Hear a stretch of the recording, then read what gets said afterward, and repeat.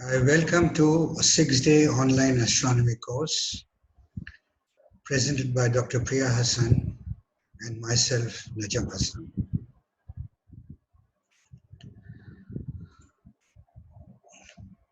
I welcome you all to a 6-day online astronomy course presented by Dr. Priya Hassan and myself, Najam Hassan. I'll be introducing the essentials of astronomy. In part 1, we'll discuss units used in astronomy and the magnitude scales. Astronomy for most people means stars, and stars imply constellations, and they are associated to astrology. But for astronomers, the whole discipline is something very different from astrology. It's a science, and constellations used by astronomers is in a very different way than what astrologers do. Here is a picture of the night sky, and you see innumerable bright objects in the blue sky. Many of these are stars. Some of these tiny dots could be planets. A few of them could be galaxies far, far away. And let's take a tour of this beautiful, vast universe. In recent times, people have got interested in astronomy, looking at beautiful pictures coming from the Hubble Space Telescope or the Chandra Telescope. Behind these spectacular images is physics and mathematics, a glimpse of which we'll try to give in this course. I start off with giving you a very fast, brief picture of our position in the universe. We humans can be maximum the size of say 2 meters, and Earth, as we know, the radius of Earth is about 6,400 kilometers. Writing these in terms of 10 to the power of n, we could say the scale of humans is 10 to the power of 0, which is meter scale, so many meters. Earth, with 6,400 kilometers radius, is at the scale of 10 to the power of 6 meters. Other planets could be, say, 10 times bigger, so I would say planets are at the scale of 10 to the power of 6 to 10 to the power of 7 meters. Our solar system, roughly, is 10 to the power of 13 meters. Our Milky Way galaxy is 10 to the power of 19 meters. Our Milky Way belongs to a local group of galaxies which extends over 10 to the power of 22 meters. These small local groups join together to form superclusters of galaxies. Here we have the Virgo supercluster, size approximately 10 to the power of 24 meters. And as per our present understanding, the size of our visible universe is about 14 billion light years, which is 10 to the power of 26 meters. We shall be revisiting all this in detail later. So, as we have seen in the previous slide, the scales at which we have in astronomy are tremendously large. So the units which we use in astronomy have to be seen a little carefully. So we have the units of mass, length, and time here. Unit of mass, we use the mass of Sun, which is 1.99 into 10 to the power of 30 kilograms, or roughly 2 into 10 to the power of 30 kg. And when we talk about masses of galaxies or other solar systems, planetary systems, we'll be talking in terms of m sun. Unit of length, we use astronomical units as AU. One AU is 150 million kilometers. It's the distance between Sun and Earth. And when we measure planetary systems, we generally speak in terms of AU. So one AU is 150 million kilometers, which is 1.5 in 10 to the power of 8 kilometers. But when we go beyond, when we have to measure distances to other stars, or the size of galaxies, or size of groups of galaxies, we have to resort to a different scale, and we use light year.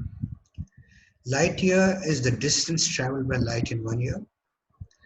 We all know that light travels at a tremendous speed of approximately 300,000 kilometers per second. And if it was to travel for the whole year, which is 300,000 into 24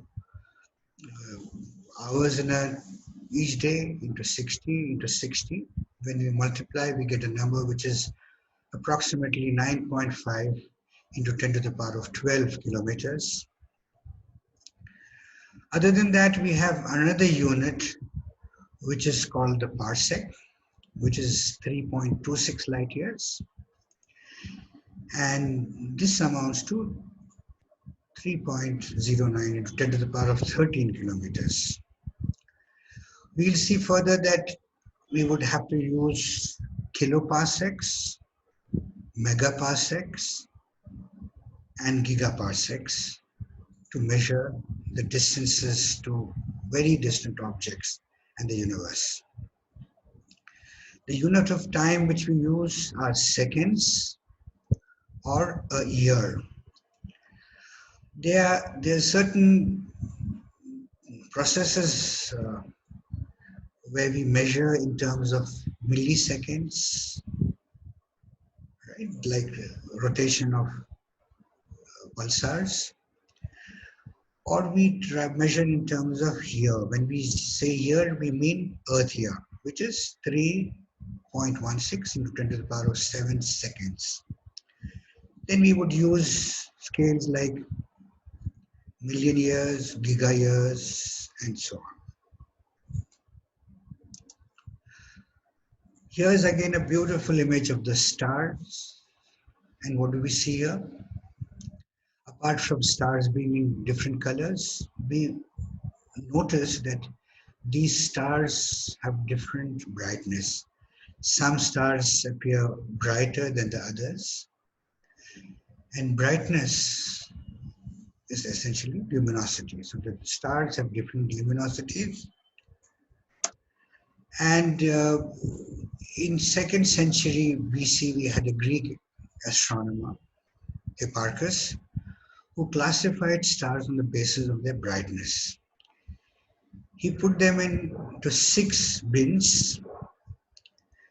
First magnitude stars were the brightest ones. Second magnitude stars were less brighter, up till 6th magnitude, which was the limit of the naked eye. And we realized that this brightness depends on 2 things. It depends on the distance of stars from us, and also some stars could intrinsically be more brighter than the other. Later it was realized that our eye, response of our eye is not linear, but it is logarithmic. What I mean is, if you go from 1st magnitude stars to 2nd magnitude stars, it does not mean that 1st magnitude stars is twice brighter than the first one. It appears to our eyes, but the magnitude difference for these 5 magnitude classes which we had from 1 to 6 is 100 times. So one first magnitude star and 6 magnitude star. The sixth one is 100 times fainter than the first magnitude one. So between two successive classes, the brightness factor is 2.512, right? So that is 100 to the power of 1/5. You take the fifth root of this, you get 2.152. So if you go from first magnitude to second, second to third, third to fourth, the brightness falls by 2.5. Remember this, we'll be coming across this expression again further down. And luminosity, as I mentioned, or luminosity or brightness of a star depends on the distance of the star from the observer. The closer stars look brighter and the distant ones look fainter. Other than that, the brightness depends on the intrinsic brightness of the star, the luminosity of a star. And the luminosity of a star depends on the temperature of the star and the radius. So right here we have another expression, L equal to 4 pi r squared sigma t to the power of 4. We'll come to this in detail in other lectures. But we notice here that luminosity or the brightness depends on r squared and temperature to the power of 4. Here I have the scale. In brightness, we talk of two brightnesses. One is magnitude, apparent magnitude, represented by small m, and absolute magnitude, represented by capital M. So what is the difference? Apparent magnitude brightness or apparent magnitude refers to what brightness it appears to us. When we look at a star, the brightness, what you see is the apparent brightness, while absolute magnitude is what its actual magnitude is. So it was decided that if you place a star at 10 parsecs away from us, the apparent magnitude which we would see would be the absolute magnitude, which is represented by capital M. So the sun, if you look at it, the sun, its apparent brightness is minus 26.7. Full moon is minus 12.6. Venus is minus 4.4. Sirius is minus 1.4. Naked eye limit is 6 by magnitude. Binoculars have a limit of about 10 magnitudes. And large telescopes, say 10-meter class telescopes, would have 21 magnitude limit, and Hubble Space Telescope has a limit of 28 to 30, right? So the larger the number implies the fainter the object. And the decrease in the luminosity with increase in distance is very apparent from this image. You have a star here, and the cone, as it goes further and further at distance d1, the light spreads out into this area. If you go to 2 times the distance, it spreads out into an area which is 4 times larger, and at the distance 3, it is 3 times. So it is going by square of the distance. Using this, we can derive this expression, which is a very important expression in astronomy, which is called the magnitude scale.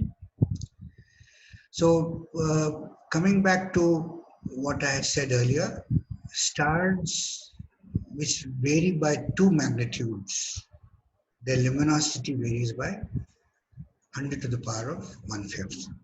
So suppose we have 2 stars of luminosity L1 and L2. then L2 by L1 is 100 times 1/5 of M1 minus M2. Taking logs on both the sides, we get M1 minus M2 is 2.5 log to the base 10 L2 minus L1. And now suppose, using the definition of apparent magnitude and absolute magnitude, I have a star whose apparent magnitude is M, and if I move it to 10 parsecs, its apparent magnitude would change to capital M, which is our absolute magnitude. So replacing M1 by small m, M2 by absolute magnitude, and since luminosity is inverse of distance, you have distance of the star squared by the distance if you have moved it to 10 parsecs. So I'm putting 10 for the second distance. And I simplify this, removing the squares, I get m minus m5 log to the base 10 d, and then opening up. So basically these are three equivalent statements. Apparent magnitude minus absolute magnitude is 5 times log to the base 10 t minus 5, where small d denotes the distance of the star in parsecs. So the small m is what we observe, what we can measure from Earth. And if we, by some calculations, we can say what is the absolute magnitude of that object and plug in this m, then we can find out what the distance is. On the other hand, if we can know the distance by some technique and we can measure apparent magnitude anyway, we can find out what is the absolute magnitude of the object. So this is an important expression which you should remember. M minus capital M equal to 5 log to the base 10 of d minus 5, where d is the distance in parsecs. So using these simple things, we can know so much more about our universe. And I will end this first part of my talk by a quote by Henry Poincaré. He rightfully says that the stars send us not only the visible and gross light which strikes our bodily eye, but from them also comes to us a light far more subtle which illuminates our minds. Thank you.